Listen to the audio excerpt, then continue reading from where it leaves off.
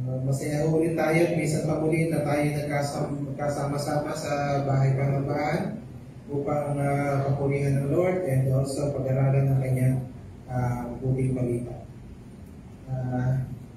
Last week po, pinag-usapan po natin kung ano po yung ating gagawin kapag tayo ay dumadaan sa mga testings ng buhay o tinatawag ng mga trials or pagsubok.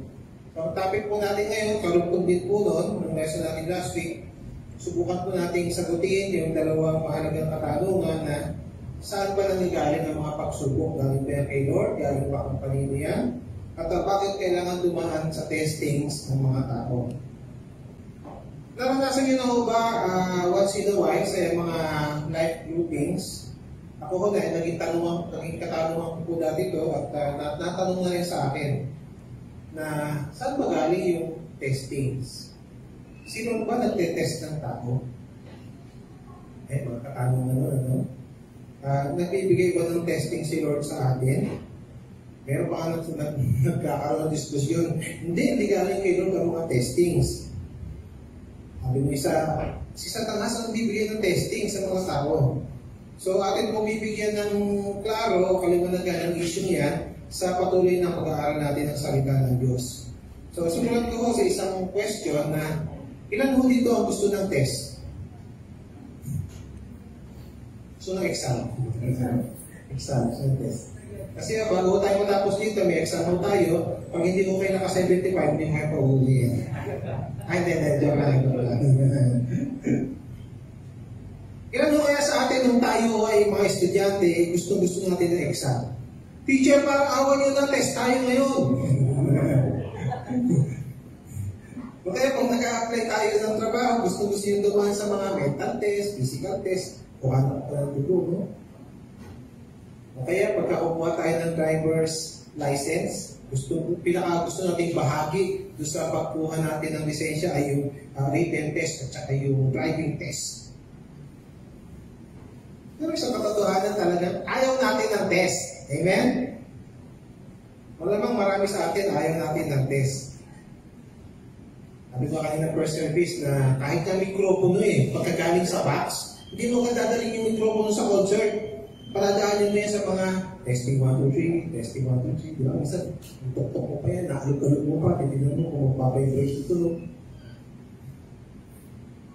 Meron mo akong nakita kwento, isang kong tatay, ang kanyang anak ay, siyempre, kung nagtiteenager na, nagsisimula na bumarkada, nagsisimula na kung saan pumunta. So, naisip niya na, baka itong anak ko, baka hindi magtagal titikim-tikim na yun ng alak. Pag tagal-tagal, titikim na rin ng kasunod doon, sisigarilyo naman, at pagkatapos nun, maaaring drugs naman. Kaya sabi ng tatay, alam mo na, may naisip ako, titestingin ko itong anak ko.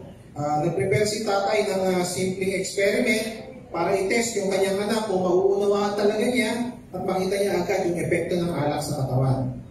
So, nakanda siya ng 2 baso doon sa garahe at kumuha siya ng bulate doon sa likod ng bahay at nag-prepare siya ng tubig at alak. Pag dumating yung kanyang anak, galing sa school, tinawag niya, anak na, meron akong papakita sa iyo. Ito ay experiment para i-test ka kung maunawaan mo yung epekto ng alak sa katawan ng tao. So sabi niya, anak, ito isang baso, meron itong laman na gin ng anak. Ito isang baso naman, may laman ng tubig. So kumuha ko ng bulate at lalagay natin sabay at lalagyan ko ng sabay at titignan natin kung ano yung magiging epekto ng alak at saka ng tubig doon sa bulate. So, ilaglag niya yung 2 bulate sa isang baso. Walang 1 minuto o halos 1 minuto lang yung bulate na nalagay sa alak ay namatay agad. At tapos yung bulate naman na nalagay sa tubig, mahigit 5 minuto na buhay pa rin, gumagalaw pa. Kaya sabi ng tatay doon sa kanyang anak, o anak, nakita mo ba? Natutunan mo na ba ang lesson sa experiment na ito? Sabi ng anak, tatay, malaking tulong po sa akin itong experiment na ito.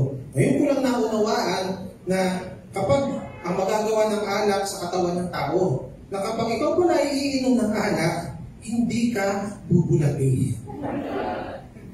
Ayun, pumasa sa exam ng bata, yung tatay mo sa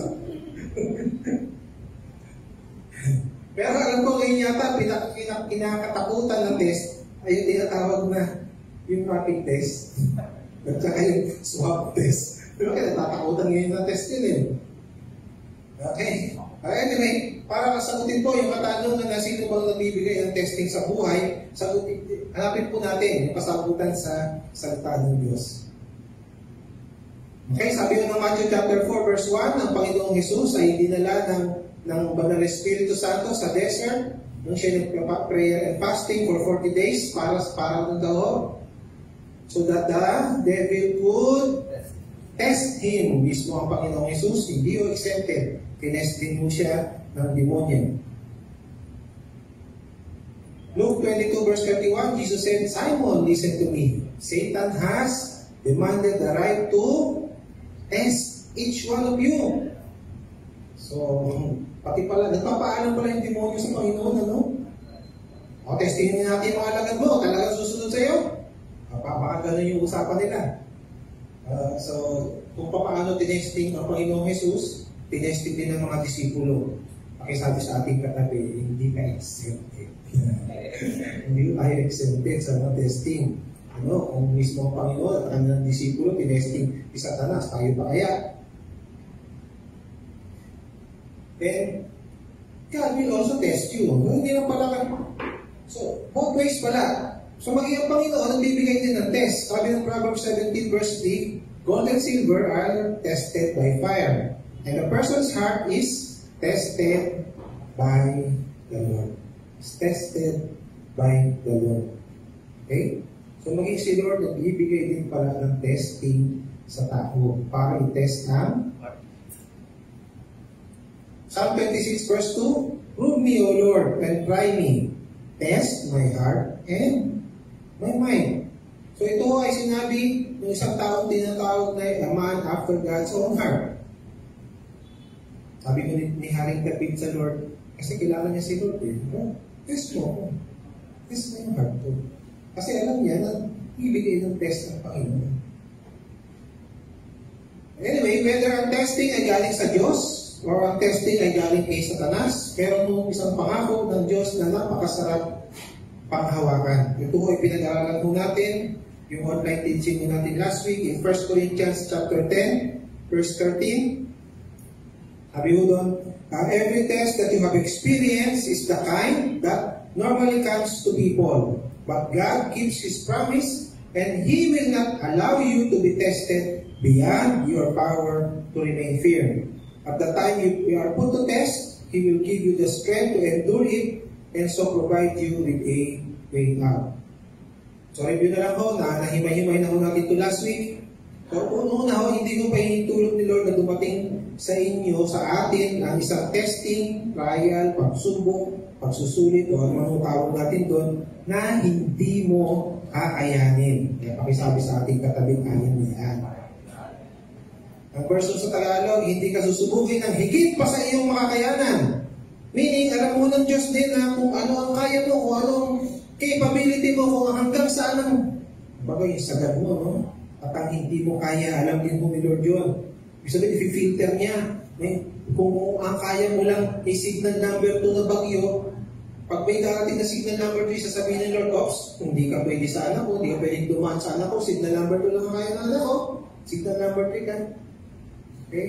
So, yun yung kagandahan. So, ibig sabihin, in every way of our life, pinagmamasdan tayo, sinusubaybayan tayo, ginagabayan tayo ni Lord. Kaya tama pala, yung sabi ng Panginoon, He will never leave us, nor forsake us. Ganda ko, no? Marami akong mga narinig ng mga preacher, sabi nila, God is a God of purpose. Ibig sabihin, walang tsampa sa Lord.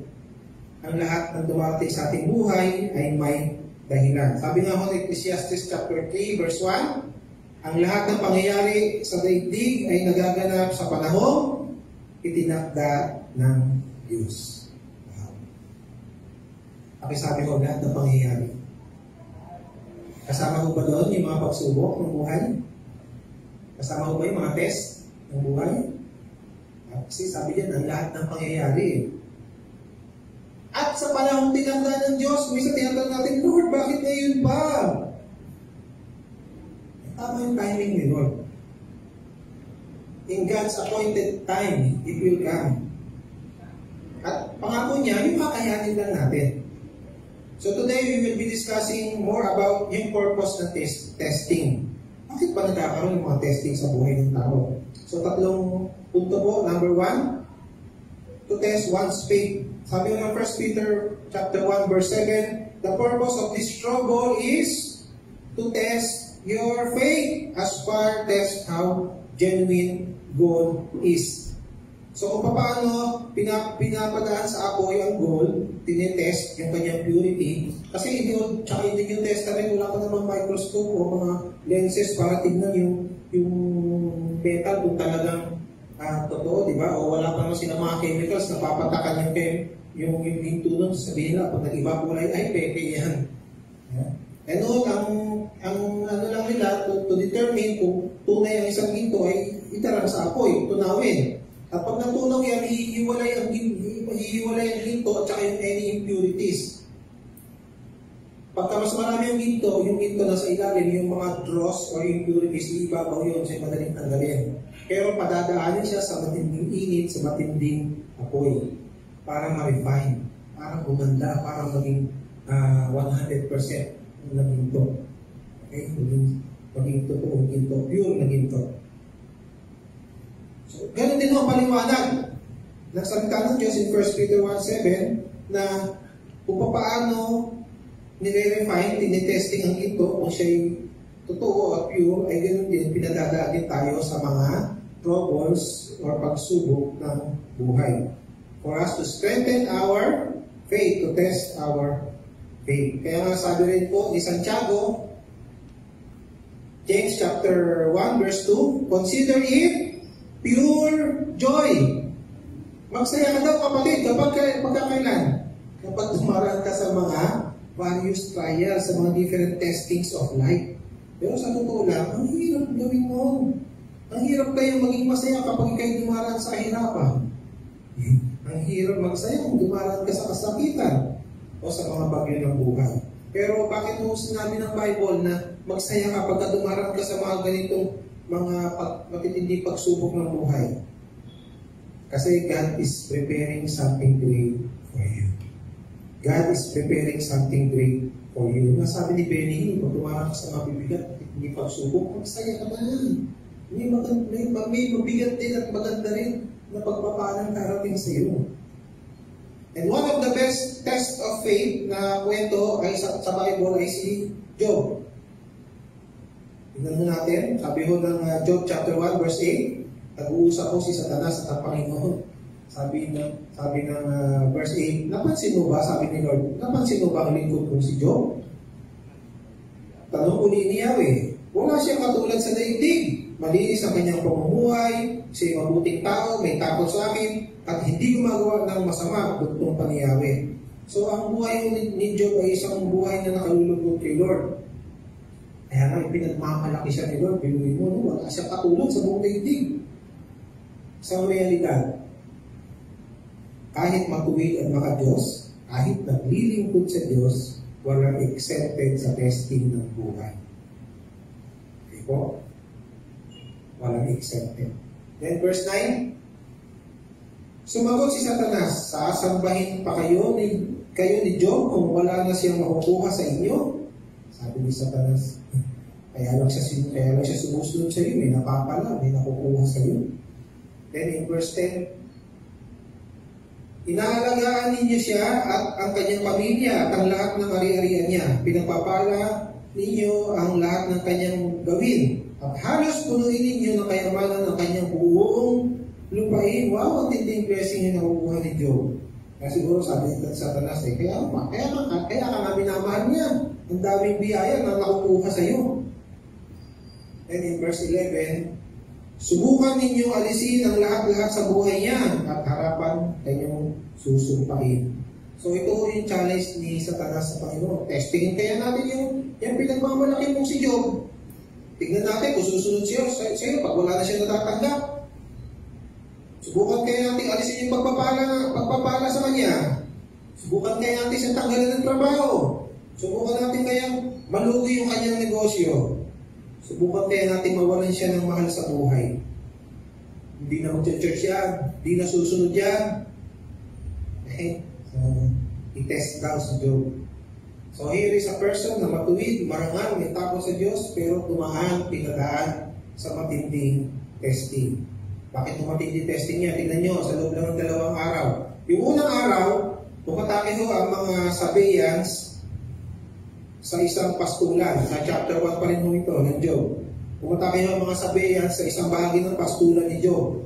Pinatay ang kanyang mga lingkod, kinuha lahat ng kanyang baka at mga donkeys. Nalugi na isang bahagi niya ng negosyo. Ikalawa ho, nagkasunog sa pinaglalagyan ng tupa. Namatay yung mga tupa, namatay din yung kanyang mga lingkod. Sa kabilang bahagi naman ng kanyang pastulan, sumugod ng mga Chaldeans. Pinatay ang kanyang mga lingkod at kinuha ang lahat ng kanyang kamelyo. Alam niyo, nung araw, ang kayamanan ng isang tao, wala namang bangko nun eh. Mabibilang makikita ang kayamanan ng isang tao during those times sa dami ng kanyang alagang mga hayop. Kasi yun yung kanilang source of income nun. Number 4, na nangyari, isang buhawi dumaan sa bahay ng kanyang anak, gumuho yung bahay at lahat ng kanyang mga anak ay namatay. Yun sa loob niya sa araw, apong-apong. On the following day, si Job nagkaroon siya ng isang matinding sakit sa balat, nakakadiri at mahapdi at masakit na sakit sa balat sa buong katawan. Sabi ng kanyang asawa sa kanya, "You're still faithful as ever, aren't you? Why don't you curse God and die?" Sa Tagalog, sabi ng asawa niya, "Nananampalataya ka pa rin sa Diyos mo?" Siguro prostration na ng asawa dahil namatayan sila ng yung kanilang buong pamilya, yung lahat ng kanilang anak namatay, lahat ng kanilang kabuhayan nawala. Lahat ng kanilang mga alipin pinagpapatay din. So siguro sabi ng kanyang asawa, biruin mo, namatay ng mga anak mo, ninakaw na lahat ng kayamanan mo, gumuho na yung bahay mo, tapos ngayon, adiri ang sakit mo sa buong katawan. Sumpahin mo na yung Diyos mo at mamatay ka na. Sabi ng kanyang asawa. Ano kaya ginawa ni Job? Isip-isip ko, siguro pagkagano na sitwasyon mo, talagang hihingin mo na mamatay ka na. Pero ano kaya ginawa ni Job?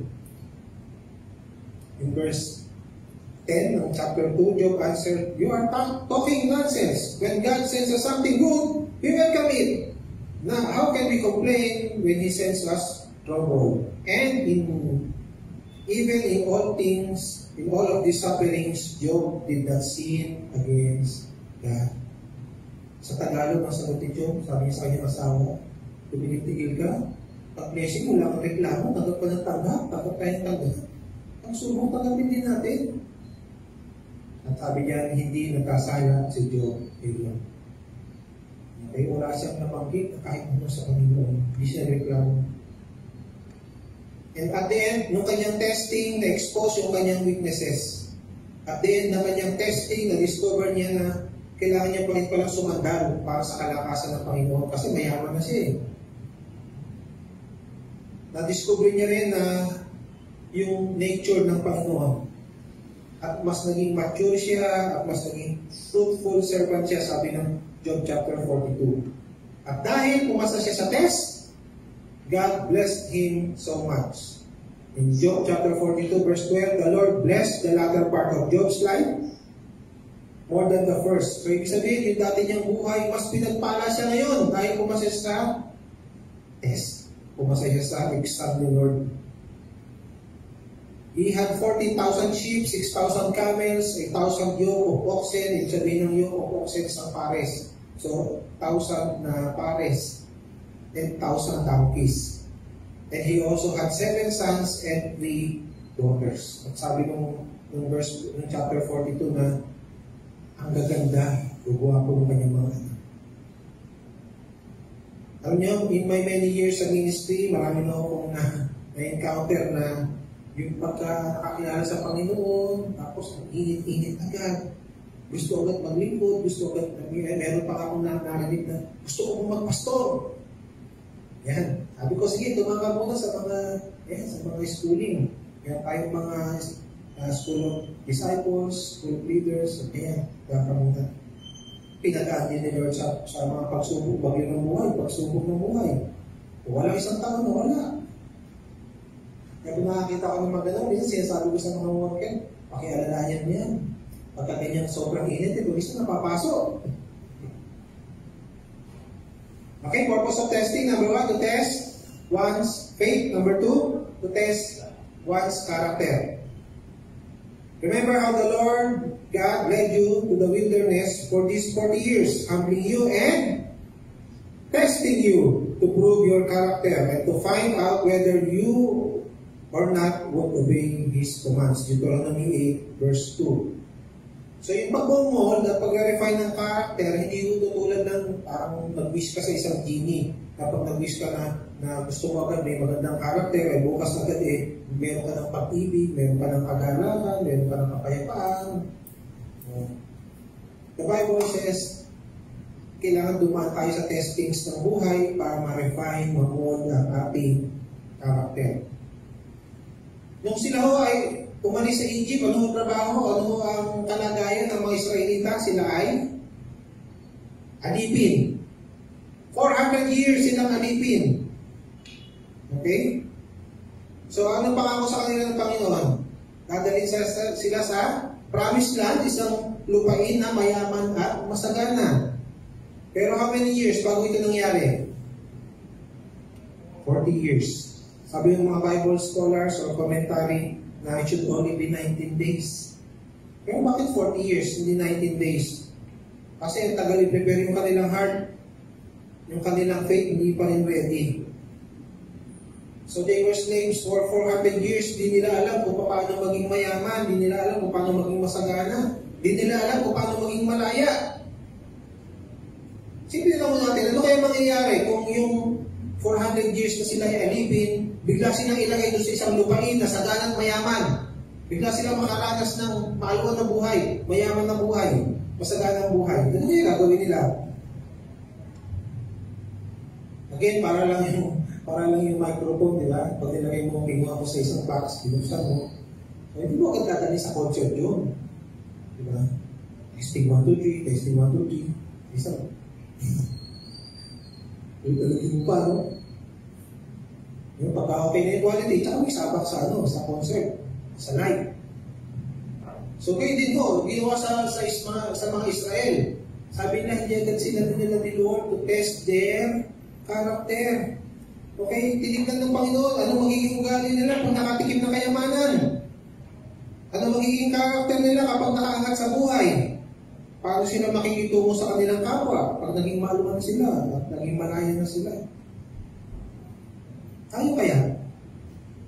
Mabigyan ng maliit na negosyo, gustuhan kumita ng malaki, mayroong daya sa timbangan, ng daya sa suka, kapitax, naya.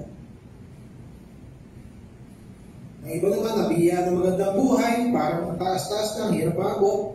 Kaya kung tinatawagan mo, sabihin ng cellphone, cannot be reached.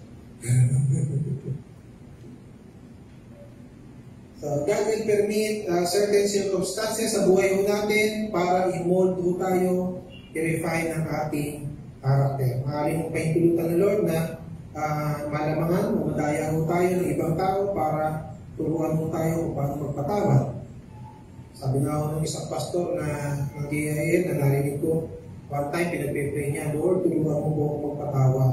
Paglabas niya ng bahay, muna niya nakasalubong, yung matagal niya ng aaway, matagal niya ng inaiinisan.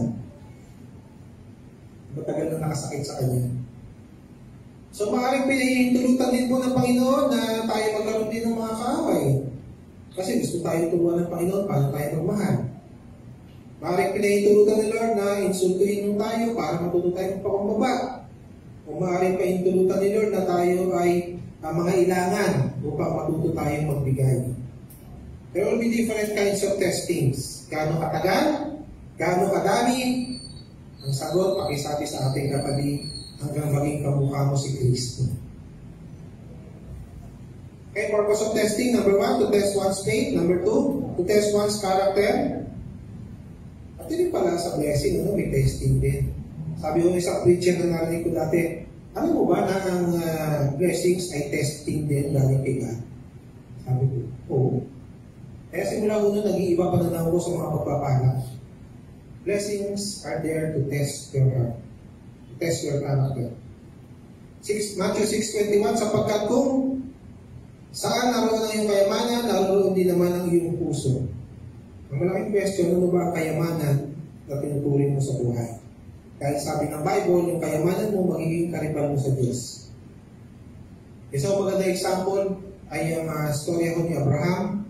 During his time, ang pinakamagandang or pinakakayamanan na may tuturing nila sa kanilang kapanahunan ay yung mga anak. Kaya ang sabi ni Abraham sa Genesis 15 verse 2, sinabi ni Abraham, Panginoong Yahweh, ano ba ang kabuluhan ng pagpapala mo sa akin kung wala naman akong anak? Okay, ano kwenta ito kayamanan ko? Wala naman akong anak. Mas gusto ko yung anak. So parang praising. So God bless him a child at his old age. Mag-iisang daan taon. Okay? So yun na yung matinding himala. Pero pinubaydan sila ni Lord ng blessing ng anak. Siguro, marahil, although hindi naman binabanggit sa directly sa Bible na yung posible na yung heart ni Abraham ay medyo na nag-geared na towards Isaac. Medyo na sa from the Lord going to Isaac. So, tinesting siya ng Panginoon. Sige, ihain mo si Isaac sa amin. And we all know the story. Nakapasa si Abraham sa test. So, sabi ni Lord sa kanya, i-bless kita, i-bless ko yung sa ating lahi. Okay? Continue yung blessing, and you will be called the Father of all nations. Ang iba naman, yung earthly wealth, ang kayamanan nila sa puso. Kaya may sinubok din na mayaman ang Panginoon.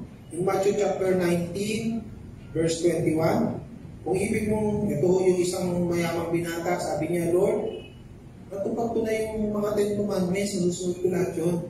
Ano ba yung gagawin ko para makapaging kabahagi ako sa kaharian ng Diyos?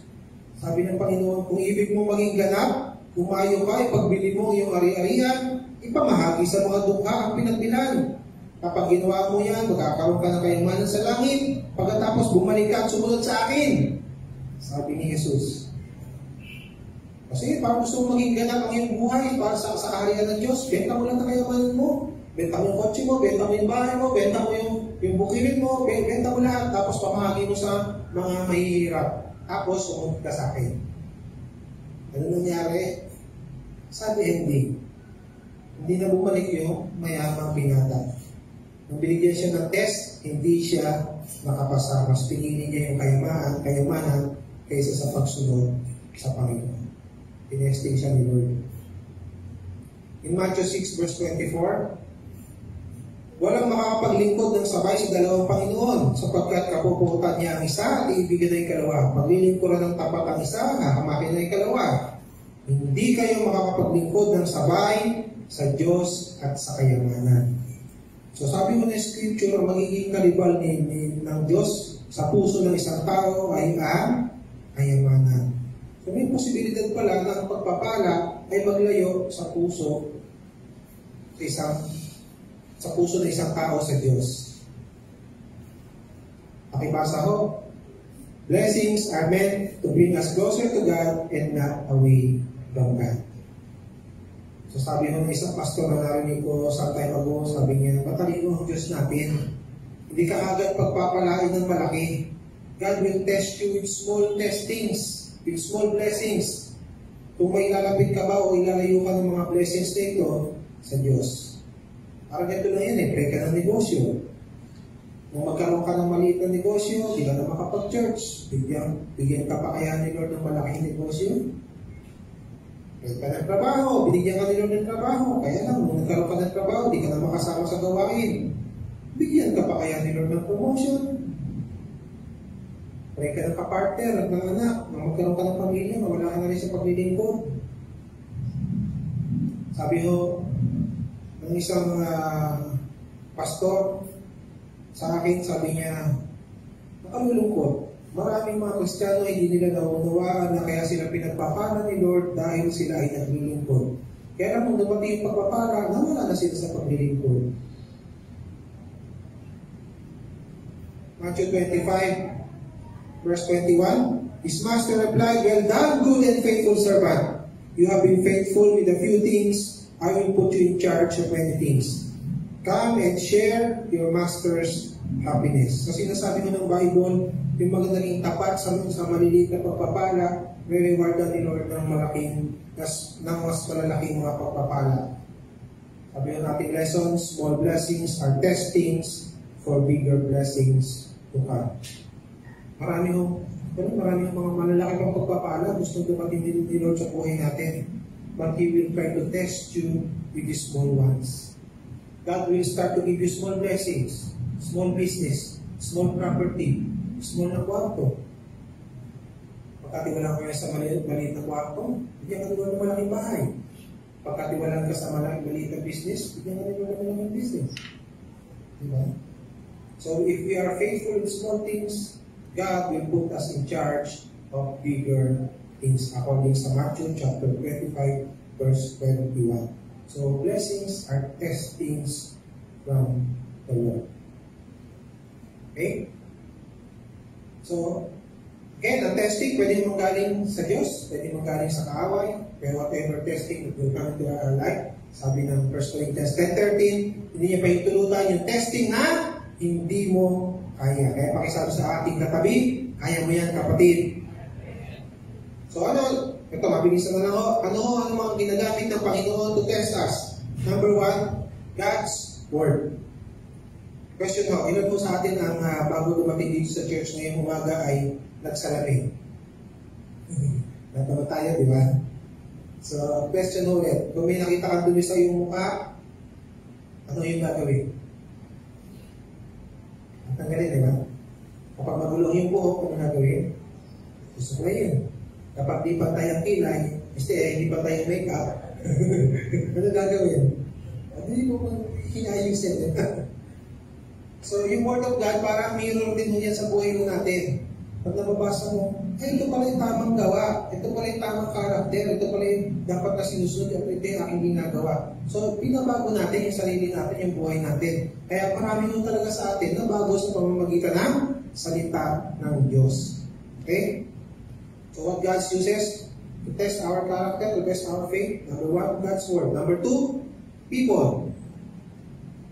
What kind of people ang ipapadala ng Diyos to test us? Nice people or difficult people? Siyempre, yung mga difficult people, yung mga taong hirap pakisamahan, yung mga taong hirap unawain.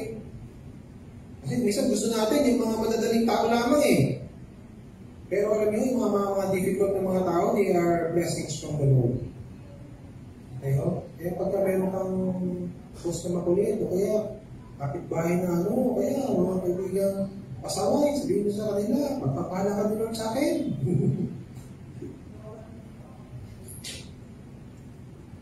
Okay? Ikatlo, God uses circumstances. Question, anong gagamitin ni Lord? Easy situations or difficult situations? Difficult situations are blessings from God. Kaya pala sabi sa Santiago, rejoice. Consider it pure joy kung ikaw ay dumaraan sa mga pagsubok, sa mga testings ng buhay. Actually, mga taong hindi nga sanay sa hirap, nasanay sa magaan ng buhay, kapag dumating ang mga bagyo ng buhay, nakakaawa. Kaya nga meron mga tinatawag na yo-yo Christians eh. Ano yung yo-yo? Ibang up down, paglalaro na. So kapag okay, nasa taas sila, pagka buhay, may mga pasalit, may mga mabibigat na pinagdadaanan, nasa baba. Up, down, up, down. Pag nasa baba, ayaw na mag-pray, ayaw na mag-church, ayaw mo na maglingkod. Kasi yung buhay nila based on circumstances. Pero sabi ng Bible, walk by faith, not by sight. Ano man ang pasanin mo, ano man ang bigatin mo, ano man ang pinagdadaanan mo, manatili ka sa Diyos. Pakawakan mo yung kanyang pangako. Dumiretso ka lang ng lakad dahil alam mo na may mabuting plano ang Diyos para sa iyo. Sabi ho ni Warren Wiersbe, isang American pastor, sa Christian writer, and well-known international Bible conference teacher. Pakibasa ko, sabay-sabay. 1, 2, 3. Before God changes circumstances, He wants to change our hearts. If our circumstances change for the better, but our hearts remains the same, then it will be worse. Kasi pag dumaraan tayo sa mga bagay ng buhay, gusto natin, Lord, ayoko nitong pasakit na to, Lord. Baguhin mo yung taong yun, Lord. Patapusin mo na itong sakit na ito, yung karamdaman ito. Ang gusto natin mawala agad yung trials, yung testing. Pero ang gusto pala ni Lord, i-mold yung ating heart. I-mold yung ating heart. Kaya kung minsan pag nawala yung mga pagsubok ng buhay at hindi na bago puso natin, ganun pa rin ang sitwasyon natin. Minsan mas malala pa kaysa sa dati. Okay? Kaya ano man ang pinagdadaan ng ating kapatid, sabi ni Lord, may pangako si Lord, ayaw niya. Pangako ni Lord, hindi ka niya iiwan, hindi ka niya papabayaan. Pangako ni Lord, bibigyan ka ng kalakasan para ikaw ay maging mananagumpay. Amen? Sige po, tayo pong natin ito ngayon. Kalakasan po natin ang Lord.